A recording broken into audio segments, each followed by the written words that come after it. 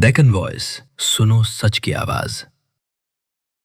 आइए आज की कुछ अहम आलमी और मुकामी खबरों पर एक गहरी नज़र डालते हैं और समझते हैं कि इनके क्या मायने हैं। आज की बड़ी खबरों में ईरान और इसराइल के दरमियान कशीदगी मज़ीद बढ़ गई है। इस जंग के आलमी माइशत पर क्या असरात मुरतब हो रहे हैं। लिबनान में इंसानी बहरान संगीन सूरत हाल इख्तियार कर गया है। और आखिर में भारत में पेट्रोल की कीमतों पर सियासी बहस क्यों गर्म है। तो सबसे पहले बात करते हैं इजराइल और ईरान के दरमियान बढ़ते हुए तनाज़े की। यहाँ न सिर्फ फौजी कशीदगी उरूज पर है, बल्कि अंदरूनी तौर पर सियासी इख्तिलाफात भी खुलकर सामने आ रहे हैं। एक अहम पेशरफ्त में अमरीकी नायब सदर जेडी वैंस ने इस्राएली वज़ीर-ए-आज़म बेंजामिन नेतन्याहू का फ़ोन पर एक वाज़े पैगाम दिया है। उन्होंने खबरदार किया है कि ईरान में हुकूमत बदलने का ख्याल इतना आसान नहीं जितना समझा जा रहा है। इस कॉल से जाहिर होता है कि इसराइल का सबसे बड़ा इत्तेहादी अमेरिका भी ईरान के खिलाफ किसी बड़ी फौजी कार्रवाई के नतायज से काफ़ी परेशान है। इस कशीदगी की भारी कीमत आम शहरी अदा कर रहे हैं। ईरान और हिजबुल्लाह के मिसाइल हमलों के बाद इसराइल की वजारत सेहत ने जो अदाद-ओ-शुमार जारी किए हैं वो तशवीशनाक हैं। अब तक 5,492 अफराद जख्मी हो चुके हैं, जिनमें से 116 की हालत नाजुक बताई जा रही है। ये सिर्फ हिंद से नहीं, ये इंसानी जिंदगियां हैं। अब सूरत हाल ये है कि इजराइल के अंदर से ही जंगी हिकमत अमली पर सवालात उठ रहे हैं। साबिक वज़ीर-ए-आज़म नफ्ताली बेनेट ने नेतन्याहू पर बराह रास्त तनकीद करते हुए कहा है कि नेतन्याहू नहीं जानते कि जंग कैसे जीती जाती है। उनका इल्ज़ाम है कि मौजूदा हुकूमत कौमी सलामती पर सियासी मफादात को तरजीह दे रही है, जो कि एक बहुत ही संगीन बात है। इस जंग ने इजरायली फ़ौज को भी शदीद दबाव में डाल दिया है। फ़ौज को फौरी तौर पर तकरीबन 15,000 मज़ीद फ़ौजियों की ज़रूरत है। इस कमी को पूरा करने के लिए हुकूमत लाजमी फौजी सर्विस को बढ़ाकर 36 महीने करने पर गौर कर रही है। जाहिर है फौज को एक ही वक्त में गज़ा, लिबनान और ईरान यानी 3 मिहाजों पर लड़ना पड़ रहा है। आइए अब देखते हैं कि इस तनाज़े के असरात मशरिक़ वुस्ता से निकलकर पूरी दुनिया पर किस तरह पड़ रहे हैं, ख़ास तौर पर इक़्तिसादी और सिफारती महाज पर। जंग का माशी असर बहुत दिलचस्प है।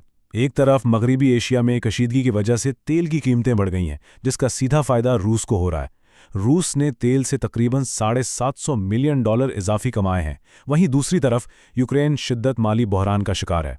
इत्तलात हैं कि इसके पास जंग लड़ने के लिए फंड सिर्फ जून तक के ही बचे हैं। इस बिगड़ती हुई सूरत हाल में आलमी ताकतें सिफारती कारी पर जोर दे रही हैं। चीन और फ्रांस दोनों ने ही कहा है कि मसले का हल सिर्फ और सिर्फ बातचीत से निकल सकता है। फ्रांस ने तो ये भी वाजे कर दिया है कि इस मामले में उसका किरदार सिर्फ दिफाई नौयत का होगा और वो इस आग को मजीद भड़काना नहीं चाहता। लेकिन इस जंग का सबसे अलमनाक पहलू लुबनान में नजर आ रहा है, जहां बच्चे सबसे ज्यादा मुतासिर हो रहे हैं। यूनिसेफ की एक रिपोर्ट के मुताबिक इसराइली हमलों की वजह से लुबनान में अब तक 399 मासूम बच्चे जख्मी हो चुके हैं। यूनिसेफ ने लुबनान के हालात को बहुत दर्दनाक करार दिया है। जंग की वजह से 370 से ज्यादा बच्चे अपने घरों से बेघर हो चुके हैं। ये एक पूरी नस्ल है जिसका बचपन इस जंग की नजर हो रहा है। यूनिसेफ ने आलमी बिरादरी से इन बच्चों के तहफ़्फ़ुज़ के लिए फौरी इक़दामात का मुतालबा किया है। अब आलमी मंजरनामे से रुख करते हैं भारत की तरफ और यहाँ की कुछ अहम इक़्तिसादी और कानूनी खबरों पर बात करते हैं। भारत में पेट्रोल और डीजल पर एक्साइज ड्यूटी कम करने के हुकूमती फैसले ने एक नई सियासी बहस छेड़ दी है। कांग्रेस का इल्ज़ाम है कि इस कटौती से आम आदमी को कोई फ़ायदा नहीं हुआ, बल्कि सारा फ़ायदा तेल कंपनियों को पहुंचाया जा रहा है। वहीं हुकूमत का कहना है कि ये कदम तेल कंपनियों पर बोझ कम करने और सप्लाई चेन को मुस्तहकम रखने के लिए ज़रूरी था। इस बहस के दौरान पेट्रोलियम और कुदरती गैस की वजारत ने अवाम को यकीन दिलाया है कि मुल्क में पेट्रोल, डीजल और LPG की कोई कमी नहीं है। वजारत ने लोगों से अपील की है कि वो अफवाहों पर कान ना धरें और घबराकर खरीदारी ना करें, क्योंकि मुल्क में ईंधन का काफ़ी ज़ख़ीरा मौजूद है। तो इन तमाम खबरों के बाद बड़ा सवाल ये पैदा होता है कि दुनिया भर में बढ़ती हुई इस कशीदगी के दरमियान क्या सफारत कामयाब होगी या ये तनाज़ात मज़ीद गहरे होते जाएंगे। इस सवाल का जवाब ही आने वाले वक्त में दुनिया का मुस्तकबिल तय करेगा। मज़ीद तज्ज़िये के लिए हमारे साथ जुड़े रहें। अगर आपको वीडियो अच्छा लगा तो वीडियो को लाइक एंड सब्सक्राइब करें, और नेक्स्ट आप कौन सा वीडियो देखना चाहते हैं कमेंट करके बताएं। और हाँ, डेक्कन वॉइस न्यूज़ के चैनल को सब्सक्राइब करना ना भूलें और लेटेस्ट अपडेट से अपडेट रहें।